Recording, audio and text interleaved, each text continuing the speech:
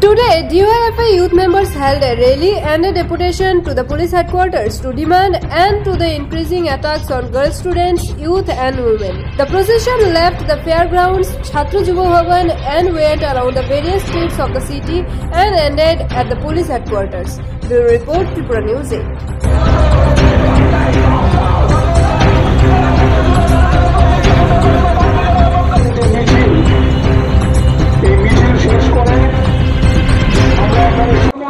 কখনো সাপ্রুম, কখনো বিলুনিয়া, কখনো খোয়াই, কখনো লংথরাই বেলি, এমন কোন মহকুমা বাদ নেই যে মহকুমাগুলোতে প্রতিদিন একেবারে শিশু কন্যা থেকে শুরু করে স্কুল পড়ুয়া থেকে শুরু করে 50-60 ঊর্ধ্ব মহিলারা পর্যন্ত আক্রান্ত হচ্ছেন না, এমন ঘটনা একদিনও বাদ যাচ্ছে না।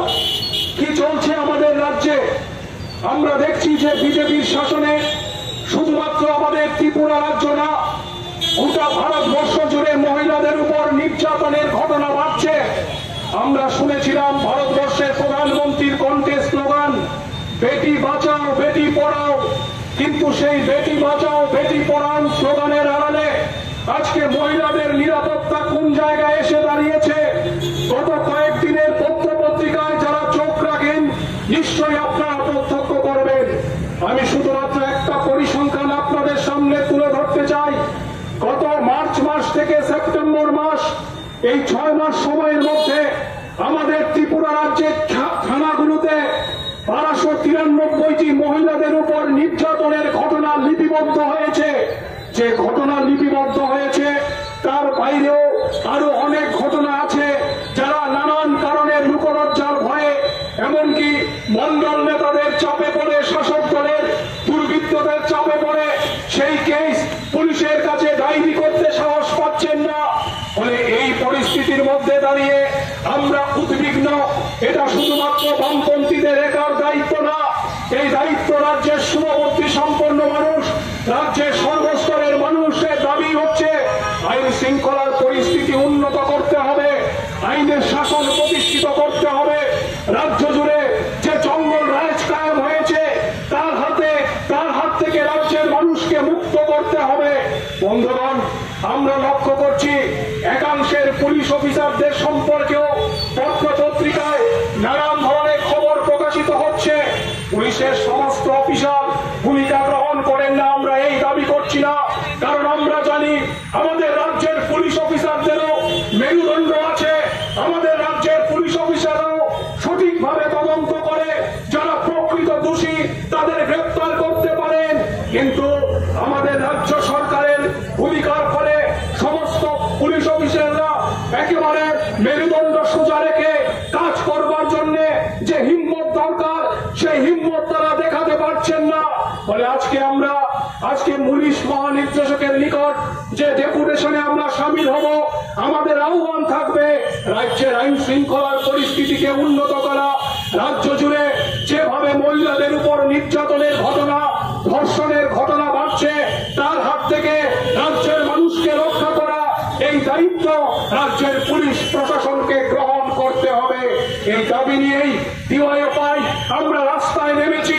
আমরা মনে করি এটা শুধুমাত্র যুবতী বোনদের একার দায়িত্ব না, মহিলাদের একার দায়িত্ব না। এই পুরুষতান্ত্রিক সমাজে, এই সমাজ ব্যবস্থার মধ্যে সর্বস্তরের মানুষ যদি আমরা এই জঙ্গল রাজের বিরুদ্ধে রুখে দাঁড়াতে না পারি, তাহলে আমাদের রাজ্য বাঁচবে না, আমাদের ত্রিপুরা রক্ষা পাবে না, আমাদের ত্রিপুরার ভবিষ্যৎ, এ রাজ্যের মা বোনদের ইজ্জত, মান সম্মান, এই সমস্ত কিছুকে রক্ষা করবার দাবি নিয়েই আজকে আমরা পুলিশের উচ্চপদস্থ অফিসারদের নিকট আমাদের দাবি সনদ পেশ করব এবং আমরা আহ্বান করব যে সর্বস্তরের মানুষ এই দাবির সমর্থনে আগামী দিনে পাড়ায় পাড়ায়, মহল্লায় মহল্লায়, বিভাগে বিভাগে একজুট হয়ে আপনারা রাজনীতির রং ভুলে গিয়ে একজুট হয়ে লড়াইয়ে সামিল হবেন। এই আবেদন এবং আহ্বান আপনাদের কাছে রেখে আবারও সবাইকে অভিনন্দন জানিয়ে হওয়ার পর লোক লজ্জার ভয়ে হয়তোবা পুলিশের কাছে দ্বারস্থ হতেও চায় না, বিভিন্ন রকম ভাবে মিটিয়ে নেওয়ার চেষ্টা করেন, বিভিন্ন জায়গায় তারা নিজেদের কমপ্লেনগুলি ধরার চেষ্টা করেন না। কিন্তু আমার রাজ্যের মুখ্যমন্ত্রী সেখানে বলছেন যে মাত্র লাস্ট 3 ইয়ার্সে ক্রাইম এগেইনস্ট ওমেন লস যেগুলি হয়েছে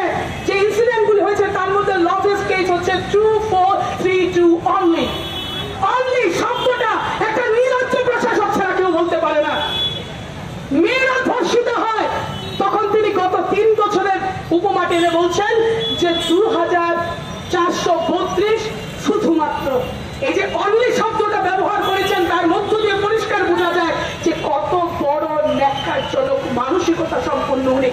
আমি জানি না ওনার ঘরে মেয়ে আছে কিনা, কিন্তু আমরা প্রত্যেকটা মেয়েরা, এই রাজ্যের মেয়েরা ওনার ঘরের সন্তান, ওনার ঘরের মেয়ে। ঠিক সেই কারণে আমার এই রাজ্যের বাপের কাছে আমাদের দাবি, আমরা কি নিরাপত্তা নিয়ে থাকতে পারবো না? পারবো না। পুজো আসছে, দুর্গা মায়ের আরাধনা চলছে, বিভিন্ন যুব মন্ডলের নেতৃত্বরা বাড়িতে গিয়ে গিয়ে মাকে আরাধনা করবেন বলে, মাকে ঘরে আনবেন বলে কত চাঁদার জুলুমবাজি করছেন। আরে মাকে সম্মান তো পরে করবেন, সেই মূর্তিকে আগে নিজের রাজ্যের বন্ধার সম্মান করুন। আর যদি হিম্মত না থাকে তাহলে এই রাজ্য থেকে চলে যান। কারণ এই রকমের কুসঙ্গ, এই রকমের উচ্ছৃঙ্খল, এই রকমের নেশাকারবারি, এই রকমের তোলাবাজিকারী, এরকম ধর্ষকদের আমরা দেখতে চাই না। এই রাজ্য বরাবর একটা সম্প্রীতির বাতাবরণ বহন করে, এই রাজ্য বরাবর মাকে সঠিকভাবে সম্মান করতে জানে। ঠিক সেই কারণে নিজের ঘরের মেয়েদের আগ্রহ ইজ্জত রক্ষার প্রশ্নে আমাদের ভূমিকা নিতে হবে। ভুললে চলবে না, এটা মেয়েদের সমস্যা নয়, এটা সমাজের সমস্যা। যারা ভাবছেন ক্রাইম হচ্ছে এগেইনস্ট ওমেন এন্ড এই জিনিসগুলি নিয়ে শুধুমাত্র মেয়েরা ভয়েস রাইজ করবে, যারা এই ধরনের ভাবছেন তাদের থিঙ্কিংটা লিমিটেড, তাদের ভাবনা চিন্তাটা সীমাবদ্ধ। মেয়ে ছাড়া এই জগৎ ভাবা যাবে না।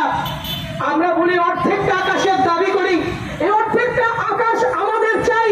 এই অন্ধকার রাজত্বে দাঁড়িয়ে আমরা সন্ধানে লড়াই চাই। আমরা প্রতিজ্ঞাবদ্ধ। পুলিশ কর্তাবাবুরা যতই জঘন্য কাজ করুক, কিংবা যতই চাপের কাছে নতি স্বীকার করুক, যতই দল দেশের ভূমিকা নেই, এই রাজ্যের মন্ত্রীরা, বিজেপিরা, যারা যারা আছেন, যে মন্ত্রীর ছেলে পর্যন্ত সেখানে মহিলা সংক্রান্ত ঘটনা সংঘটিত করে, ওই রকম প্রশাসনের কাছে, ওই রকম রাজনৈতিক দলের কাছে আমাদের চাওয়ার কিছু নেই। কিন্তু আমরা এই কথাটা ডিএমপির মিছিল থেকে বলতে চাই, এই যুবতীদের মিছিল থেকে বলতে চাই, অর্ধেক আকাশের লড়াই থামবে না, থামবে না, থামবে না। পথে যুবকরা থাকবে, পথে বামপন্থীরা থাকবে, লাল ঝান্ডার লড়াই থাকবে। ঠিক ততদিন পর্যন্ত, যতদিন পর্যন্ত না এই অন্ধকারটাকে আমরা বোঝাতে পারছি, ঠিক ততদিন পর্যন্ত, যতদিন পর্যন্ত না এই সমাজ ব্যবস্থাকে সুন্দরভাবে এগোতে পারছি, ঠিক ততদিন পর্যন্ত, যতদিন পর্যন্ত না পুলিশ আধিকারিক কর্তাবাবুদেরকে তাদের সঠিক দায়িত্ব অনুভবে নিয়ে আমরা পথে নামতে পারছি।